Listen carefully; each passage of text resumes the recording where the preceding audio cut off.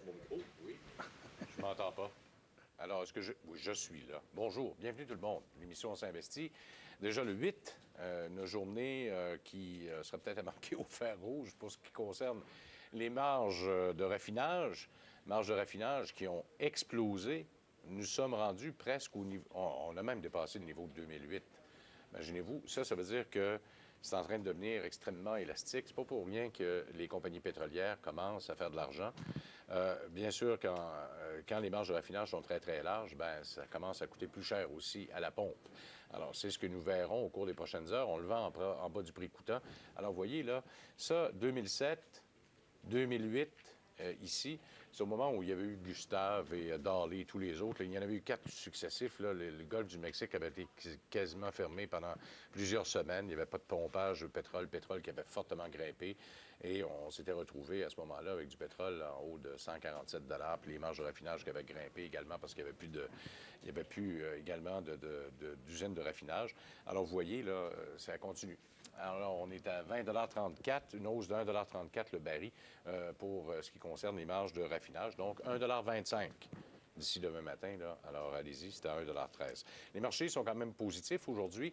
On est à la hausse. Ce qui fait gagner, ce sont les matières premières, surtout, mais pas en termes de pétrole, même si le pétrole est en train de changer au cours des dernières minutes, dernières heures. Ce matin, on perdait presque 1 % et on revient donc à la hausse à peu près partout sur les contrats à terme des prochaines semaines. Carl Simard de Médicis sera avec nous au cours des prochaines minutes. Michel Marcoux, comme à tous les mardis, est avec nous pour nous faire un petit résumé de semaine. Bonjour, Michel. Bonjour. Ça va bien? Écoutez, la bourse, la semaine passée, a été une très bonne semaine. Bien, ça fait 6 semaines de fil. Ça fait 6 semaines. Alors, on a quand même des bons résultats pour la semaine.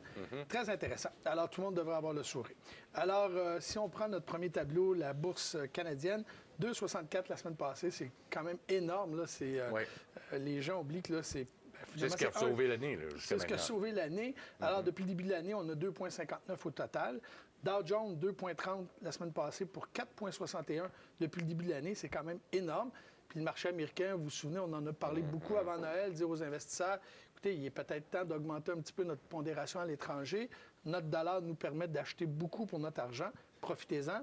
S&P 500, 2,74 la semaine passée pour 4,38 de cumulatif. Nasdaq, 3,07 pour 4,39 cumulatif. Enfin, aux États-Unis, tout va très bien. Et notre Shanghai, notre bourse de la Chine, 3,34 la semaine passée. C'était le temps que ça arrive. C'était le temps. Alors là, on est à moins 0,31 depuis le début de l'année. Donc, finalement, on est presque à zéro. Mais si on regarde quand même la semaine passée, c'est une grosse semaine. Oui. Alors, on voit que c'est un marché très volatile, qui bouge beaucoup. 3,34 d'une semaine, c'est pas... ça n'arrive pas à tous les jours à toutes les bourses.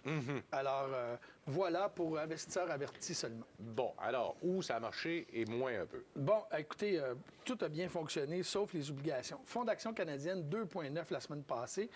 C'est plus que l'indice de notre bourse. C'est énorme. Fonds d'obligations canadiennes avec moins 0,8. Ça a baissé. J'imagine avec la hausse de ce matin, ça va encore baisser. Mais encore là, on en a parlé depuis des mois. Faites attention aux obligations. Ça ne veut pas dire de ne pas en avoir, mais faites attention à vos échéances. Assurez-vous que votre fonds aussi, parce que d'un fonds, on sait moins l'échéance un peu. Posez des questions à votre conseiller pour vous assurer que vos échéances ne sont pas trop longues. Fonds d'action américaine, 2,2 la semaine passée. Très bonne semaine aussi. Fonds d'action international, 1,2 % Fonds équilibré, 0,9 Petite capitalisation, 2,4 ce qui est très bon. Oui. On avait vu la semaine d'avant, on avait perdu à peu près le même montant. Fonds d'action canadien de revenus, nos fonds de dividendes avec 2,1 Fonds de ressources naturelles, 3,8 c'est énorme. Et fonds de métaux précieux, 4,6 encore là, c'est des... Bien, on voit où ça a marché ou pas, hein? Oui, c'est des chiffres époustouflants. Puis il faut faire attention parce que quand on a des semaines comme ça, souvent les investisseurs, wow, ils regardent les chiffres, c'est terrible. Évidemment, c'est juste une semaine. C'est pas le reflet sur le long terme. Il faut faire attention à ça. Les gens sont assez optimistes cette année. Je regarde, cette année, il y a beaucoup plus de gens qui mettent des sous dans leur CELI, beaucoup plus de gens qui investissent dans leur REER aussi à date, comparativement à l'année passée. Mais évidemment, ça fait 2 ans en ligne qu'on a quand même des très bonnes années. Les fonds qui ont été le plus performants. Altamira, métaux précieux, 7,80 pour une semaine. Énorme, c'est quasiment plus que la Loto Québec. Dynamic Power, croissance mondiale, 7,81 en dollars US. Sur 30 jours, plus intéressant, Bicêtre Énergie, 11,53. C'est vraiment des chiffres assez époustouflants. Et Bicêtre Microcap, 9,92 aussi. C'est des chiffres très élevés. Si on regarde les moins performants la semaine passée, c'est Franklin Mena, moins 4,45. Ce n'est pas un fonds très connu. Et le moins intéressant depuis un mois, Standard Life, cible indien, moins 14,91. Je regarde ça, les performances au niveau asiatique là, et de l'Inde, là, c'est pas fort. Non, c'est pas fort. Puis c'est pas fort. les gens, c'est drôle parce que souvent, les investisseurs, on parle beaucoup de la Chine, on parle beaucoup de l'Inde, des pays qui sont en voie de développement, qui ont une croissance énorme. Et les gens sont portés à aller investir là en se disant, bien, si la croissance est là, la bourse va suivre. Mais ce n'est pas toujours le cas. Alors, il faut faire attention à ça. C'est des bourses qui sont excessivement volatiles. C'est parce que le problème avec Shanghai, entre autres, là, puis moi, je le regarde assez régulièrement parce que c'est ma job aussi, là. Puis j'ai l'impression que les Chinois, quand ils vont jouer, ben, ils jouent à la bourse. Ils n'investissent pas, eux autres. Eux autres, là, c'est un billet de loterie. Je me suis même fait compter par un investisseur qui était allé là-bas, un gestionnaire de portefeuille qui était allé là-bas, observer comment ça fonctionnait, voir un vadrouilleur le matin s'acheter une action et leur vendre à la fin d'après-midi, avoir peut-être fait doubler dans une montée de la journée, mais ils font leur argent de même. C'est pas des investisseurs, c'est des joueurs de loterie. Et moi, je trouve ça d'un danger excessif. Ouais. Mais on sait que les Asiatiques, de nature, c'est des gens qui aiment beaucoup jouer. C'est pas des investisseurs. D'ailleurs, je pense que le Casino de Montréal, si vous allez faire un tour là-bas, vous allez voir qu'il y a énormément de gens de la communauté asiatique. Et le Cirque du Soleil, d'ailleurs, s'est installé dans la région, justement, parce qu'il y a beaucoup de casinos qui s'en viennent. Il y a un développement incroyable qui est plus important que celui de Las Vegas actuellement. Alors, c'est important. À part, dans les nouvelles de la semaine, en fait, c'est pas les nouvelles de la semaine, c'est juste des rappels de la semaine qu'on va appeler ça. Cette semaine, le CELI, vous savez, il y a des véhicules financiers. Oui. Beaucoup de gens investissent actuellement parce que depuis le 1er janvier, on a le droit de rajouter 5 000 Au total, on a le droit à 15 000 vous n'êtes pas obligé de faire ça en janvier ou février. Hein. Il n'y a pas d'échéance comme un REER. Donc, vous pouvez le mettre n'importe quand au cours de l'année ou l'année prochaine, si jamais vous manquez de liquidité. Le CELI est un véhicule très intéressant. Le REER, évidemment, vous avez jusqu'au 1er mars pour investir des sous dans votre REER. Cette année, vous avez le droit à 22 450 pour l'année 2011 au total. Évidemment, ça ne doit pas dépasser 18 de votre revenu, très important.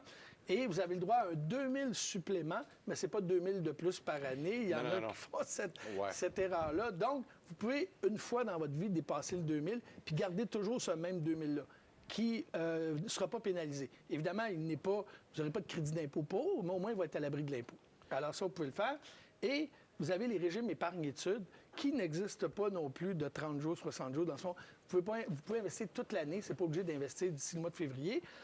Mais je vous rappellerai que les gens qui investissent dans les régimes épargne-études, vous avez 30 de subvention minimum. Ça peut aller jusqu'à 60 pour les familles à faible revenu. Alors, avant, on disait aux gens, investir dans les REER, ne vous posez pas de questions. Maintenant, il faut s'en poser. Est-ce que je suis mieux d'investir dans un régime épargne-études parce qu'il y a une subvention intéressante? Dans un CELI, parce que vous n'avez pas de crédit d'impôt, mais au moment que vous sortez vos sous, ce n'est pas imposable, ou dans un REER. Alors, idéalement, je vous dirais, c'est qu'on puisse investir dans les trois, mais ce n'est pas évident pour tout le monde, parce que ça dépend de votre taux d'imposition. Mais quelqu'un qui a un taux d'imposition assez élevé, l'avantage du REER, c'est que vous allez avoir un crédit d'impôt assez élevé, que vous pourriez investir dans un régime épargne-études qui va vous donner 30 de subvention minimum, et puis vous pouvez investir ça dans un CELI. Alors, c'est une stratégie simple. Pour certains investisseurs, ça peut être une bonne solution. L'échéance pour investir dans votre REER cette année, c'est le 1er mars. Il y a des gens qui se réveillent toujours 3-4 jours après. Ah ouais. Le 1er mars, puis s'il vous plaît, je vous dirais, si vous voulez être gentil avec votre conseiller financier puis votre institution financière, attendez pas le 27, 28, 29 pour aller, pas de 29 cette année, mais pour aller investir. Dans les dernières journées du mois de février, on n'a pas le temps de parler aux clients, on n'a pas le temps de s'asseoir avec eux pour revoir leur portefeuille. Alors, je vous dirais, profitez-en là. Il va avoir un petit peu plus de temps à vous consacrer. Oui, surtout que le 28, cette année, c'est un lundi. Là. Ah oui, bon, c'est... Si vous allez là le lundi, aïe aïe. C'est ça. Alors, faites attention à ça. Puis en même temps, c'est que ça va vous aider. L'autre chose, c'est qu'il y a beaucoup d'investisseurs qui vont investir dans leur REER la semaine prochaine et le lendemain, ils veulent avoir le relevé de votre contribution. Les institutions financières, à la fin, le 1er mars, qui est la date limite pour investir dans le REER, ils ont 30 jours après pour finir d'émettre ces documents-là. Oui. Et imaginez-vous que les fiduciaires, tout à fait normal, ils ont un volume anormal de transactions de ce temps-ci. Donc, vous ne pouvez pas avoir votre reçu le lendemain matin. Par contre, je vous dirais que la plupart des familles de fonds et certaines institutions financières, pas toutes, vous pouvez ouvrir un compte par Internet directement quand vous avez des sous et vous pouvez les imprimer vous-même, ce qui va vous faciliter le travail. Alors, souvent, vous pouvez avoir accès à ce document-là 3-4 jours ouvrables après avoir contribué. Mais si vous l'attendez par la poste, ça va prendre évidemment, dans certains cas, facilement 2-3 semaines. Alors, n'appelez pas votre conseiller à tous les jours, dire mon papier, mon papier. Oui. C'est pas votre conseiller qui émet le papier, c'est le fiduciaire. Alors, juste faire attention à ça. Et après ça, bien évidemment, vous avez jusqu'à la fin du mois d'avril pour produire vos rapports d'impôts. Eh oui. Alors, ça, c'est une date. Dans les choses aussi à regarder cette semaine, on va en parler un petit peu plus tard dans les questions. Il y a les fonds M. Jarlowski-Fraser qui ont commencé, qui vont bien. J'ai eu des questions cette semaine. Les frais, c'est quoi? Bon, les frais de gestion, il y a 2 types dans ce fonds-là. Oui. Vous pouvez acheter un frais de gestion réduit Oui. et un autre qui vous rajoutez 1 parce que vous utilisez l'intermédiaire d'un conseiller financier. Et il y a des gens qui m'ont écrit, ont dit, moi, je peux aller chez un courtier escompteur. Évidemment, vous prenez la version qui coûte la moins chère. Par contre, vous allez avoir des frais de courtage. Parce qu'évidemment, votre courtier escompteur, que ce soit une banque, peu importe, il faut qu'il vive, comme tout le monde. Alors, c'est 30, 40, 20 $ de la transaction. Alors, je vous dirais, faites attention à ça. Justement, dans les frais, là, qu'est-ce que vous avez pensé de ce que Rebello a dit? Bien, en fait, je suis venu justement Oui. hier commenter pour. Bien, en fait, moi, je ne suis pas d'accord du tout avec François. Écoutez, je pense qu'il y a une grande confusion. Il y a de nombreuses études qui ont montré que c'était moins cher ici. Il y a des études qui ont montré le contraire. Alors, on pourrait sortir 2 piles à peu près égales. Mais par contre, ce que je peux vous dire, parce que j'ai vérifié moi-même, si vous appelez, par exemple, chez Fidélité aux États-Unis, c'est vrai que le fonds va coûter en moyenne 1,5 alors qu'ici, il est 2,5 Par contre, vous faites affaire avec un conseiller de fidélité qui ne vous vendra pas le fonds XYZ, puis il n'est pas là pour vous conseiller. Il est là pour prendre une commande.